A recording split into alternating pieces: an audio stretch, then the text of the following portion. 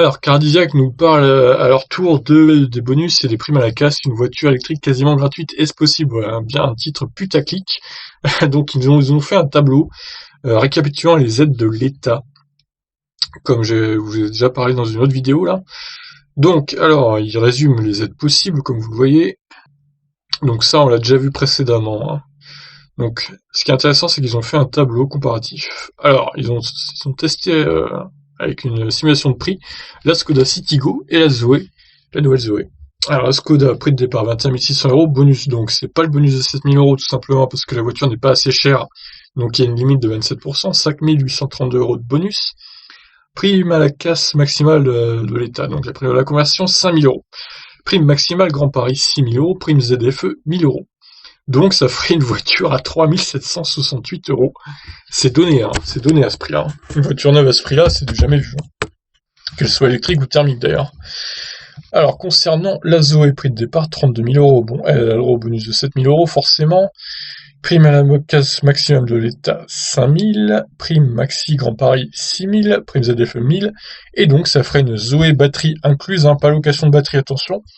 Ça donnerait à 13 000 € pour une voiture qui a quasiment 400 km d'autonomie. Ça reste un prix tout à fait correct. Et d'ailleurs, il faudra vraiment qu'elle soit à ce prix-là pour que ça démocratise à fond les voitures électriques, hein. Si la Zoé était à ce prix-là de base, avec la batterie incluse, elle cartonnerait, mais les Clio, elles se feraient enterrer, hein, clairement. Donc voilà, 13 000 €. Alors, avec une remise, il y a déjà de nombreuses aides, mais il ne faut pas oublier les remises possibles en concession. Les aides évoquées au-dessus sont versées par l'État. Le constructeur peut donc se montrer généreux de son côté. Exemple, en ce moment, il y a 2 500 € d'aide à la reprise sur le Opel e-Corsa. Nissan annonce 6 000 € de remise sur la Leaf 40 hors finition de base First Evisia. Alors, ils ont fait deux autres comparatifs, du coup. L'Opel Corsa, donc 30 650 € prix de départ, 2 500 de remise, 7 000 € de bonus, 12 000 avec les différentes primes, reste à payer 9 150 €. Une Opel Corsa à 9 000 €, ça c'est beau aussi, hein.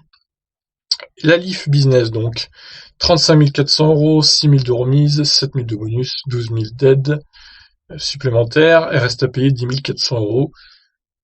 Eh ben, je trouve que la Leaf, bon, certes, elle est pas chère à ce prix-là, mais c'est pas la mieux placée en termes de tarifs, hein. Moi, quitte à choisir, je prendrais plus l'Opel Corsa e-Edition. Alors, l'occasion.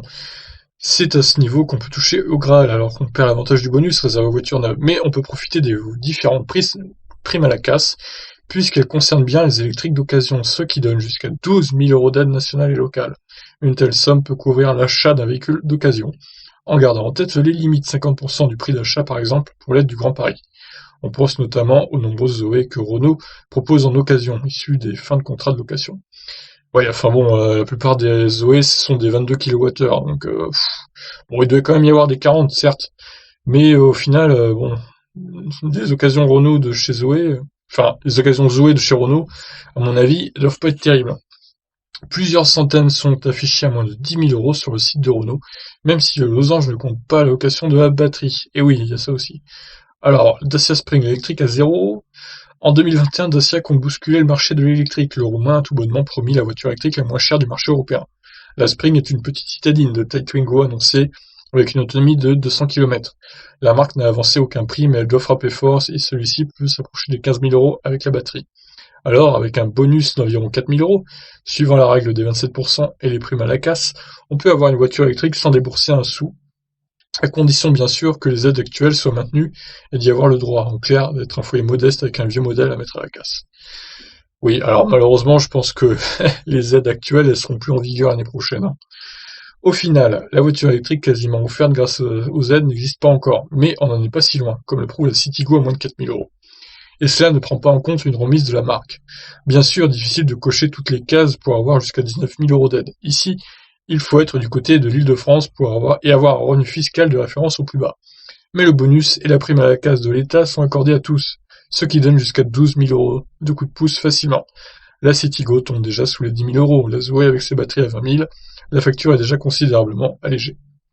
Voilà, j'aime bien cet article, il est très précis, et au moins, on sait à quoi s'en tenir.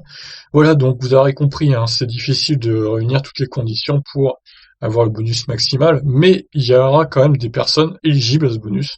Donc franchement, si vous devez passer à l'électrique, et que vous n'avez pas trop les moyens, que vous cochez toutes les cases, bah, prenez la petite Citigo par exemple. Voilà, ça fera une voiture neuve à moins de 4 000 euros. C'est juste abattable. Je vous laisse réagir. Ciao.